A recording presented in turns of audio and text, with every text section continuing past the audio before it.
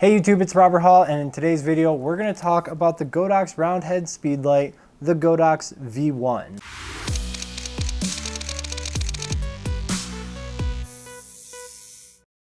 So the first time I got to play with this was back at Photokina in 2018, and that was a very early prototype version. It was basically the head that you see here attached to a V860 version 2, but that wasn't the final plans for the design.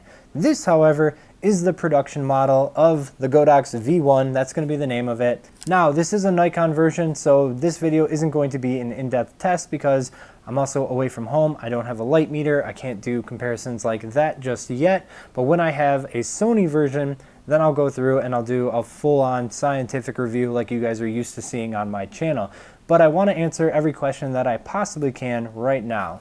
So first, round head on the top, same shape as the 8200's round head, which is called the H200R, same round head that works for the Flashpoint Evolve 200.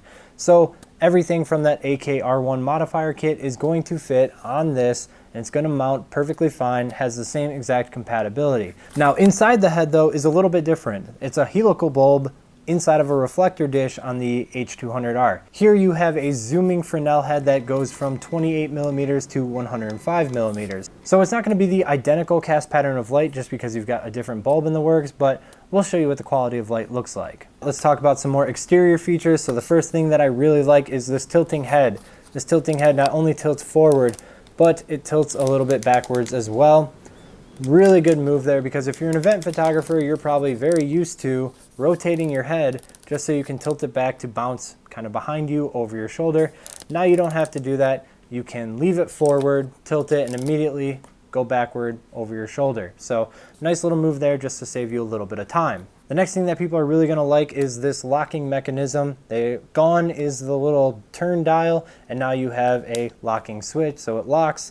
Then you have to press to release and bring it back. That'll open it up. So initially when they announced that they were going with a different battery, I was a little bit bothered just because that phases out the old batteries that you already have and you can't use them between your devices. But gotta admit, I like what they did here. So when I press down on the side here, that releases the battery, and then you give it a little push and it comes out the other side. Let me show you again.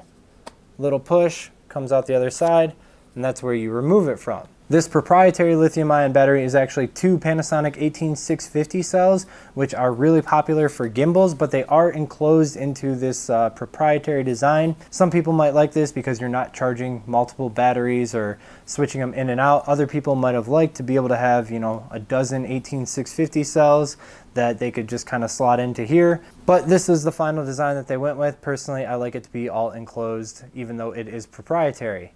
Battery specs, we've got 7.2 volt, 2.6 amp hours, so 2600 milliamp hours, 18.72 watt hour lithium ion battery. Now, why did they switch to that battery? I'm going to show you guys right off the bat, and this is my favorite thing about the device. So right now the flash is at full power, and I'm going to hit this test button.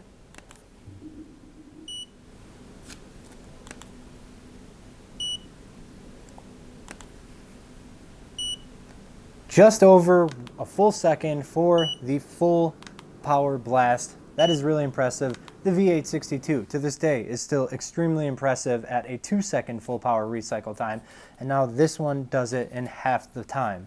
Now once I can get home and actually meter this compared to the V860 version 2, then I'll really make a call about the recycle time, but the full power of the flash is at 1 second. Everything that you go lower than that, it gets more impressive. At a quarter power, it's instantaneous. Another cool thing about this flash is that it goes down to 1/256 max power, so you get an extra stop below. So if you've ever felt that your Speedlight is a little bit too powerful, this one's got an extra stop of range, which is really nice. And in addition to that, you also have 10-stop control. So we can modify the power by 0.1 increments. Now when I first saw this, I was really scared. I was like, oh God, going from my lowest power all the way up to a full power is gonna take me forever.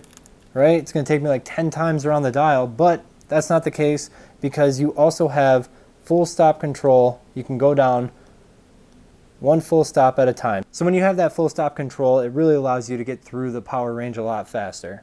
I really like what they did with the main dial here. So not only does this still operate as a dial, but it's also a D-pad. So you can press left, right, down, up. Each of those has a different function. We've got up is zoom, down is mode. To the right will turn on the modeling lamp, and to the left allows you to control power. So it's really nice to have that additional level of control right there, those 4 buttons right there, because it allows you to have more functionality without really cluttering the display with a bunch more buttons. They also removed the 2 optical menus. So they did this on like some of the Fuji versions of flashes or the ones that came out later. But if you remember, the original V860 version 2 had 5 menus. They had the home menu where the flash was on top of your camera, and then they had radio slave, radio master, optical slave, optical master. So anytime you wanted to like advance, you had to go through 4 or 5 screens. Now it's down to 3, so you've only got the home one, followed by the radio master, followed by radio slave. They also improved navigating as a master. That was one of the things that I told them I really thought they needed to improve upon, was getting through the groups and the power adjustments on the V860 version 2 as a master was just very, very slow. And now it's significantly faster because each group is represented as one of these 4 primary dials here. So you hit the button once to activate the group, and then you hit that button again to advance between TTL and manual. And as soon as you're on the power setting, you can begin controlling the power, either 10th stop or full stop. So allows you to get through the device's menus way faster. So this is definitely improved over the V860 version 2. It's improved over the V350. This is the fastest way, when you're using a Speedlight as a master, this is the fastest way to control your off-camera groups. So really happy with all the changes that they made there, bringing it just about the same speed that you might be used to using the X Pro trigger. Going through the custom functions, a lot of the stuff that we're used to seeing, I'm just going to read them real quick. We've got, you can have meters or feet, autofocus assist beam, standby, slave standby. The channel control is actually in the menus now, so instead of being on the device in every screen, it's just within the custom functions. You can change it and just be sure that it's not going to get bumped. Has the ID function if you'd like to put all your Godox lights under one ID. The beep function, you can turn the beep on and off. The backlight function, you can have always on, off after 12 seconds, or off, always off. And then LCD contrast. There is one custom function that is new that I'm really happy to see them put on here. A lot of people were asking for it, and that is a scan for best channel. So now if you're in a room where you are finding that you're just getting radio interference, it's inconsistent, now you can do the scan function. Takes about 10 seconds, and it's scanning through all the different radio channels to find the one with the lowest amount of interference. Then you can select that channel and shoot, hopefully pain-free.